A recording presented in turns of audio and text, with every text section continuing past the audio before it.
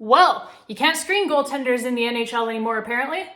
What's up, Caps fans? Boy, did Alexander Ovechkin get absolutely jobbed in this one.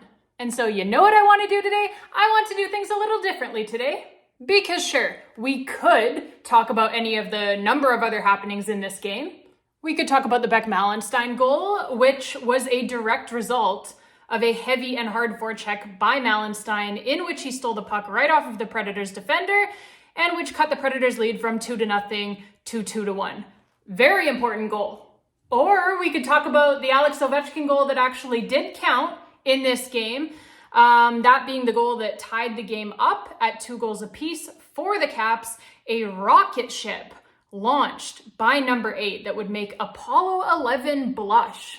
He absolutely ripped this thing past the ear of Predators netminder Yaroslav Askarov off of a cross-ice pass from Dylan Strome, and it is the patented one-timed blast straight to the back of the net. Ovi popping bottles with one night still to go before New Year's Eve. He pops the water bottle on that goal there. Just an absolutely phenomenal shot that basically no other guy in the history of the league can make. That is why he has 829 goals. And for Askarov, the very highly touted Predators first rounder, he's been talked about since long before he was drafted. He is highly, highly, highly touted. This was the first time that he has ever faced Alex Ovechkin, and therefore that is the first goal that he has ever given up to Alex Ovechkin in his career. And what a way to do it, right? Just absolutely taken to the cleaners on that Ovechkin one-timer. Don't worry, kid. That has happened to a few goaltenders before you. You were not the first, and you certainly will not be the last. In fact, one could argue that you aren't really an NHL goaltender until you have had an Alex Ovechkin one-timer scream past you at 100 plus miles an hour. So just think of it as like a christening of sorts, right? You're welcome to the NHL moment, if you will. And now you are officially an NHL goaltender. Congratulations. Welcome to the league, kid. And honestly, you could kind of see it written all over Askarov's face there after that puck sailed past him, that he was thinking of it that way as well. I swear to God, I saw him smiling after Ovechkin had just torched him, and the kid's just got this big grin on his face, and he's got this look on his face oh my God, I just let in Alex Ovechkin's 829th NHL goal. This is awesome. But this is why we need to talk here today, right? Because Alex Ovechkin's 829th career NHL goal ties this game for the Caps. And then it should have been his 830th career NHL goal, winning this game for the Caps with less than a minute remaining in regulation, mind you, as well. An absolute Snipe City bullet past Askarov to make it 3-2 for the Washington Capitals. The whole place is going bananas. Everybody is shake, rattle, and rolling. But then, Toronto.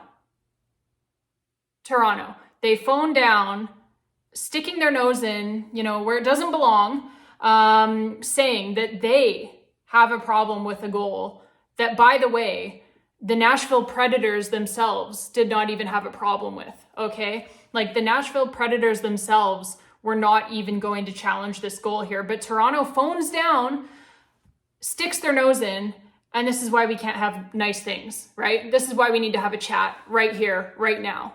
Because here's the thing, first of all, okay, if that is what you were going to call goaltender interference, my God, God help us. I can tell you right now that about 90% of the goals that have been scored in the NHL this season need to be wiped out immediately, if that is what goaltender interference is now. Hello? How many goals have we seen this season scored in the NHL, like I said, that look just like that? And they're all good goals. So, seriously, go back and take them all away then. Why is it just us? Why is it just Alex Ovechkin and his 830th NHL goal? This is what I have a problem with, the consistency, or the lack of the consistency, more specifically. So I'm serious, like, go back and take them all away then. Reverse all of them. Because like I said, if that is what goaltender interference is now, right now, on December 30th, if that's what it is, when it hasn't been goaltender interference on December 29th, on December 28th, on December 27th, so on and so forth, not at any point all the way through December, November, October, any other team, that's not goalie interference. It hasn't been called. It hasn't been goaltender interference all season long for any other team. That is a perfectly executed screen of a goaltender, okay, which happens approximately 200 to 300 times during any NHL game, by the way. Like, this is what I'm saying. This is my problem with it. God damn it. Perfectly executed screen of the goaltender, like I said, happens approximately 200 to 300 times during any NHL game, and which has resulted in a ton of goals being scored this season legally, I might add. None of them are getting taken away except for that one. Any other team does it. The goals always count. The goals always count. So, I don't really know what to say. Why doesn't it count for the Caps? Why does it not count for Alex Ovechkin for his 830th NHL goal? Like, man, like, Toronto's all about Austin Matthews right now, right? I have seen Austin Matthews score a bunch of goals just like that one already this season. And guess what? They all counted. And I mean, like, when I say just like that, what I mean is that, like, not that it's a game winner, because Austin Matthews doesn't really do game winners. But I just mean it's just like that in the sense that it's a shot that beats the goaltender while the goaltender is also being screened. And guess what? Surprise, surprise. Toronto has not had a problem with any of the times that Austin Matthews has scored just like that. This was honestly hot garbage on so many levels by this joke of a league, okay? Like, first of all, as I said, that is a goal. Like, it's a fucking goal. It's simple as that. It has been a goal all season long for every other player, for every other team. There is no reason why it should not be a goal for Alexander Ovechkin of the Washington Capitals. Period. Full stop. Secondly, as I mentioned already, it was so clearly a good goal that the Nashville Predators themselves were not even going to challenge it. Like, hello, that's probably a pretty good indication that there is absolutely nothing wrong with the play if your opponent is not even going to use their challenge on it with less than a minute left to play in the hockey game. Thirdly, it's not just the 2 standings points that this robbed us of, right? And it's not just Alex Ovechkin getting ever closer to Wayne Gretzky either. For me, you know, the worst part about this by the NHL was the pure hockey moment that they robbed us all of when they took this goal away. You know, the last minute game-winning goal to send the building into a frenzy. Like, I want you guys to really think about that for a moment. And I'm serious. Like, I cannot believe that this is the product that the NHL wants to try and sell to us. Like, just think about this for a second, okay? Think about how this all just went down. A game-winning goal by the greatest goal scorer of all time with less than a minute left in regulation in front of a rabid, sellout home crowd on a Saturday night. No thanks, let's go to a shootout. Like, it's no wonder that the NHL's viewership is in the toilet. Fittingly, you know, that's honestly where it belongs, because the product that they're trying to sell to us is nothing short of a giant stinky turd. The NHL is just out to fucking lunch. I honestly don't know how else to say it. I cannot believe what we just watched. But yeah, Alex Ovechkin, he has had more goals taken away from him personally this season than most teams have had taken away from them, by the way. You know, I didn't want to start with the whole talk of like an Ovechkin, Gretzky, NHL goals record conspiracy theory, But it might be time, folks, okay? It might be time.